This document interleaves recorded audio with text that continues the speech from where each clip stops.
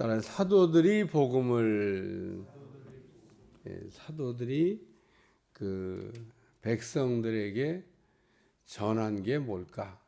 사도들이 백성들에게 복음을 전했습니다. 복음이 오기 전까지는 이스라엘 백성들이 율법을 가지고 율법으로 살았습니다.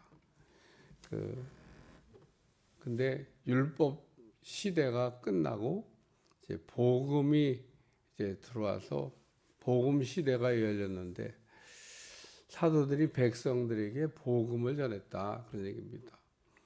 그래서 초대교회는 율법과 복음이 혼용되던 시대였습니다. 율법도 있고 복음도 있고, 그래서 복음으로 살면서도 또 율법을 지켜야 된다고도 얘기하고, 또 율법만 지키며 살던 사람들도 있었고, 복음으로 돌아간 사람들도 있었고, 사도들이 그 전한 메시지가 뭐냐면 복음을 전했다 그런 얘기입니다. 복음의 핵심 메시지는 회개하라라고 하는 것으로 시작됩니다. 왜냐하면 예수님을 믿지 않는 불신의 죄를 짓고 있었는데 그 불신의 죄를 회개하라. 그래서 그 회개하라 했더니 3,000명이 예수님을 믿었어요. 오늘은 보니까 남자 수만 5,000명이 믿었다.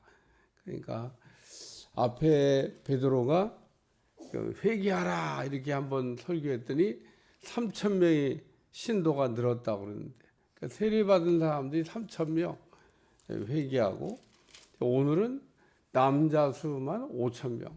이 숫자를 헤아리는 이 방법은 그 당시 유대인들의 그 사람 수를 세는 방법입니다. 여자하고 아이는 안 세요. 여자아이를 빼고, 여자와 어린아이를 빼고 남자 장정수가 5,000명이다. 그러니까 오병이어의 우리가 기적 때도 남자의 수가 5,000 정도 되더라. 5,000명이나 되는 사람, 그 남자면 여자와 어린아이까지 포함이 2만 명 정도 되지 않을까 추정합니다. 여기도 남자 장정수가 5,000명이니까 여자와 어린아이 미성년자까지 포함하면 약 2만 명이 넘는 숫자가 그 예수님을 이렇게 믿었을 거다라고 하는 겁니다. 그래서 사도들이 백성에게 말할 때, 사도들이 백성에게 복음의 메시지를 전했죠. 회개하라. 그래서 예수님을 믿지 않는 죄에 대해서 회개하라 그랬더니 나면서부터 안진뱅이가 예수님을 믿었어요. 그 여기 3장 16절 다시 한번 읽고 오늘 말씀으로 갑니다.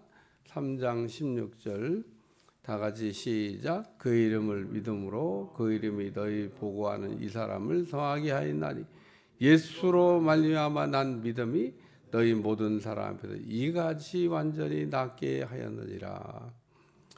베드로와 요한이 나면서부터 안진뱅이가 구걸할 때 은과 금은 우리에게 없거니와 내게 있는 이것을 내게 주노니 나사렛 예수 그리스도의 이름으로 일어나 걸어라.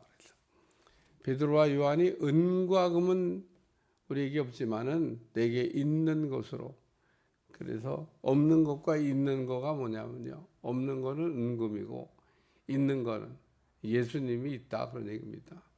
그래서 예수님의 이름을 나면서부터 안진뱅이 된 사람에게 주었더니 나면서부터 그 안진뱅이 된 사람이 그 예수님의 이름을 믿고 받음으로 뻘떡 일어났다 그런 얘기입니다.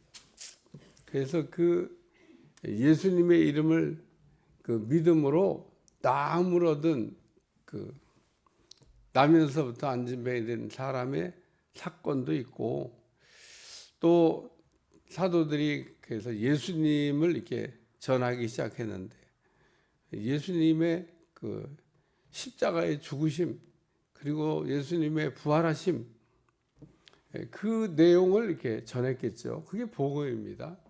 오늘 여기도 2절에 보면 예수님 안에 죽은 자의 부활이 있다고 백성을 가르치고 전함을 싫어하여. 예수님 안에 죽은 자의 부활이 있다고 백성을 가르치고 전함을 싫어했다. 그러니까 사도들이 전한 복음의 핵심 내용은 예수님 안에 죽은 자의 부활이 있다. 그래서 예수님을 믿으면 부활한다는 거예요. 그러니까 예수님을 믿으면 부활하는데, 나를 믿는 자는 죽어도 살겠고 무릇 살아서 나를 믿는 자는 영원히 죽지 아니하니 내가 이것을 믿느냐. 이게 나사로가 죽었을 때 예수님께서 그 죽은 나사로의 집에 가서 마르다와 마리아에게 주셨던 말씀입니다.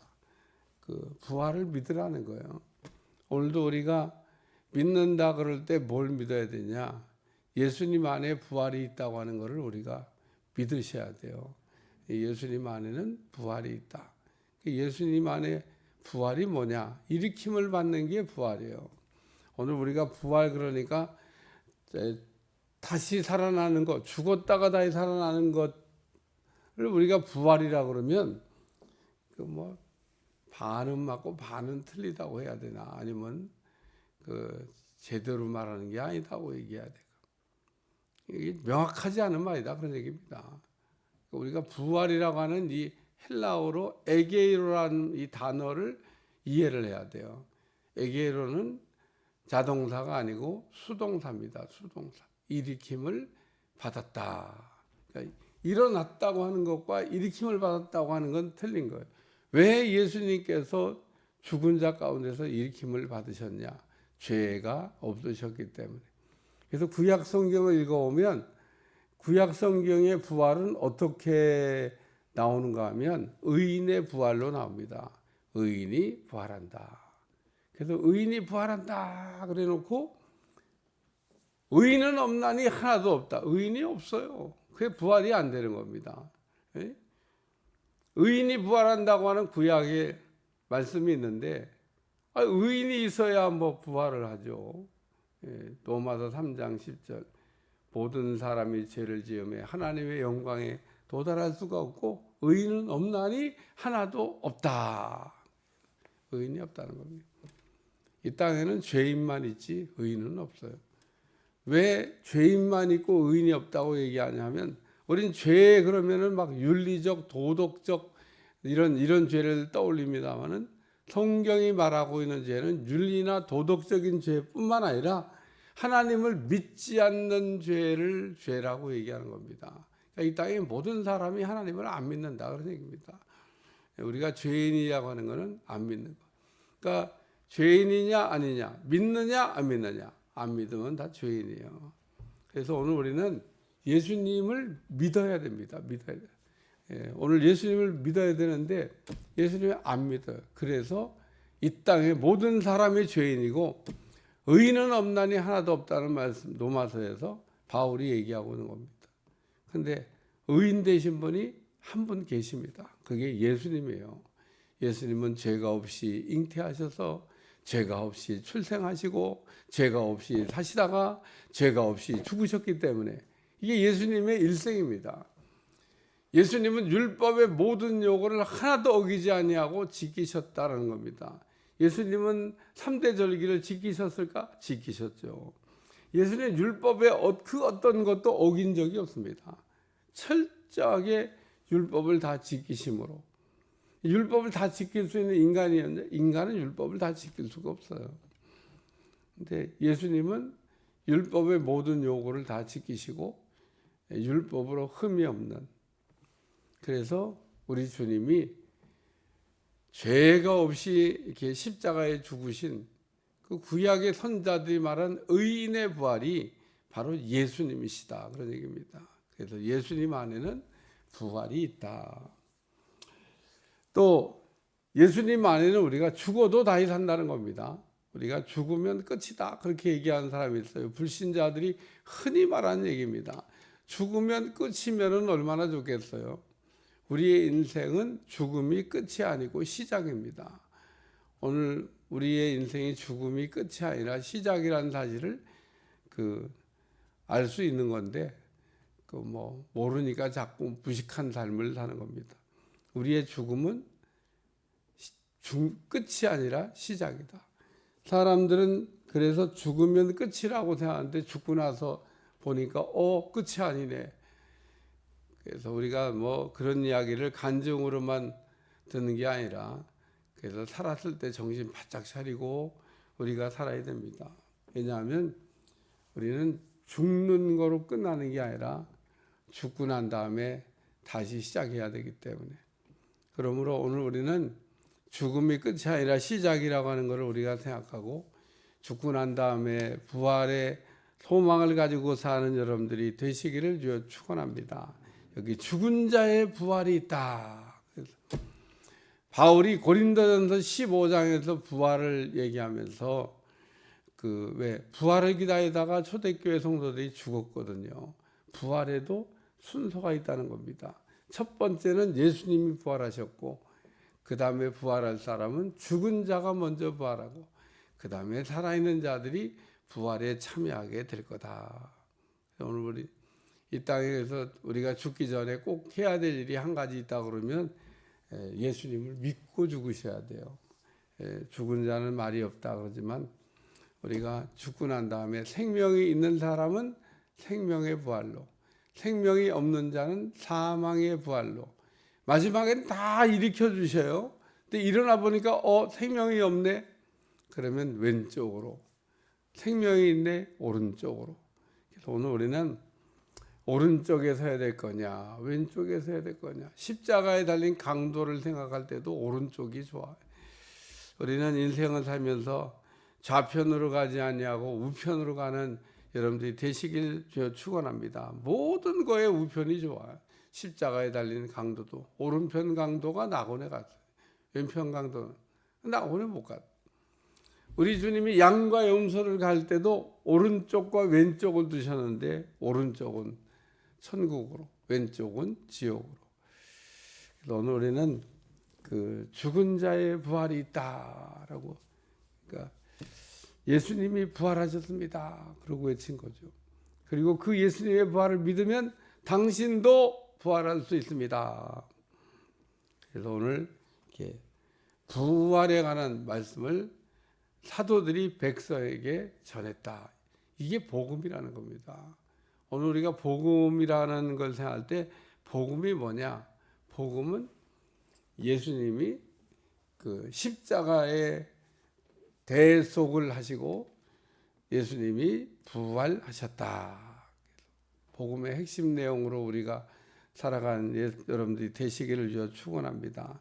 그래서 4절에 말씀을 들은 사람 중에 믿는 자가 많으니 남자의 수가 약 5천이나 되었더라.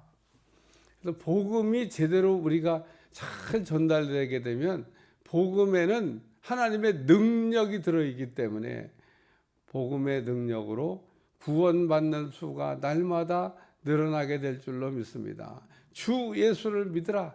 그리하면 너와 내 집이 구원함을 얻으리라. 그래서 구원은 예수님을 믿음으로 우리가 얻는 건데, 오늘 이렇게 복음을 전했더니 구원받는 수가 3천에서 5천으로, 5천에서 2만으로, 예수님 당시에 무슨 인구가 그렇게 많지도 않았을 텐데 2만 명이 넘는 사람들이 예수님을 믿게 되었다는 얘기는 예루살렘 전체가 막 누룩처럼 복음이 퍼져가서 역사가 일어나고 있었다는 얘기를 말씀하고 있습니다. 따라서 이렇게 복음 전하는 사도들을 갖다 가뒀는데 계속 가둬둘 수가 없어요. 왜냐하면 무서워서, 사람들이 많이 이렇게 믿으니까 두려워서. 그래서 풀어줬다 잡아갔다 사도행전에 이제 그런 역사가 막 일어나는데, 또 뒤에 보면 베드로 같은 경우는